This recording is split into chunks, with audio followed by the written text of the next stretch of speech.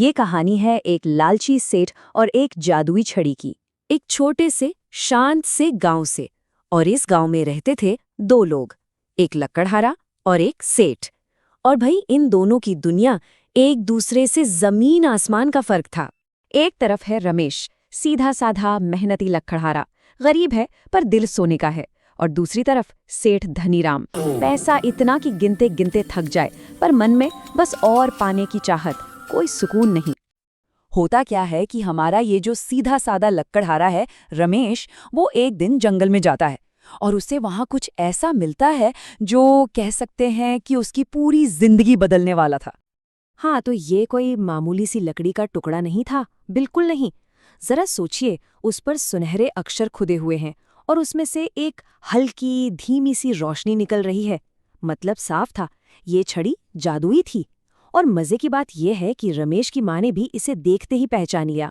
रमेश ने इस जादुई ताकत का इस्तेमाल कैसे किया? उसे प्यास लगी, उसने सोचा काश पानी मिल जाता, और फट से पानी का लोटा हाजिर। भूख लगी तो गर्मा गर्म रोटी सामने आ गई। देखिए, उसने इस जादू का इस्तेमाल अपनी या अपनी माँ की बस छोटी छोटी जरूरतें पूरी करने के लिए किया, लालच के लिए बिल्कुल नहीं। लेकिन कहते हैं ना, ऐसी बातें ज्यादा देर तक छिपती नहीं हैं। तो बस ये जादुई छड़ी की खबर उड़ते उड़ते उस लालची सेठ धनीराम के कानों तक भी पहुंच गई।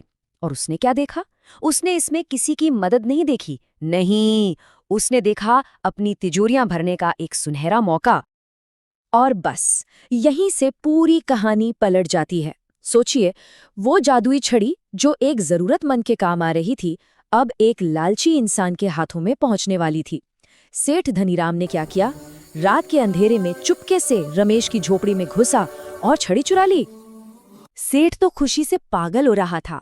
उसने एक पल भी नहीं गंवाया, छड़ी हाथ में ली और बस एक ही चीज उसके दिमाग में थी, पैसा, दौलत। वो चिल्लाया, जादुई छड़ी, मुझे सोने के सिक्के दो। और छड़ी ने अपना काम किया। देखते ही देखते पूरी हवेली सोने के सिक्कों से जगमगाने लगी। पर लालच की आग तो ऐसी होती है ना? उसे जितना मिलता है वो उतनी ही और भड़कती है। सेठ के साथ भी बिल्कुल यही हो रहा था। उसकी भूख बस बढ़ती ही जा रही थी। वो अब पागलों की तरह चिल्ला रहा था, और सिक्के, मुझे और सारे के सारे सिक्के चाहिए। उसे जरा भी अंदाजा नहीं था कि वो अपने लालच में जादू की हदें पार कर रहा है। इस बार सोने के सिक्कों की खनक नहीं सुनाई दी, नहीं, इस बार एक जोरदार धड़ाम की आवाज गूंजी। और जो सामने आया वो किसी बुरे सपने जैसा था। वो सोने के सिक्कों के ढेर अब वहां नहीं थे।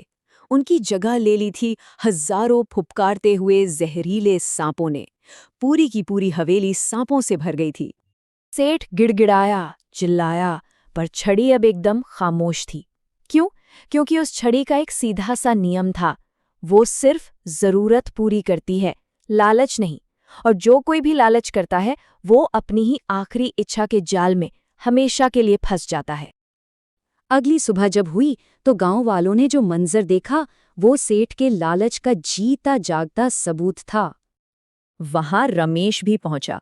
उसने डरे सहमे सेठ को देखा और देखिए, उसके मन में जरा भी बदले की भावना नहीं आई। उसे दया आ गई। उसने बस अपनी छड़ी उठाई और बड़े ही शांत मन से हुक्म दिया, जादुई छड़ी, इन सांपों को वापस जंगल भेज दो।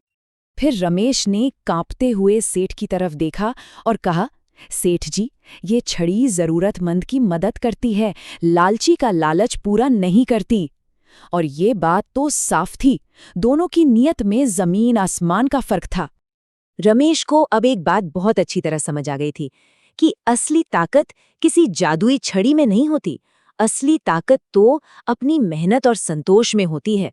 और ये सोचकर उसने वो छड़ी वहीं छोड़ दी और अपनी सादी सी जिंदगी में वापस लौट गया। तो इस पूरी कहानी का सार क्या है, सीख क्या है? बस यही कि असली खुशी और सुकून जो है ना, वो संतोष और अच्छी नीयत से मिलता है, कभी ना खत्म होने वाले लालच से नहीं।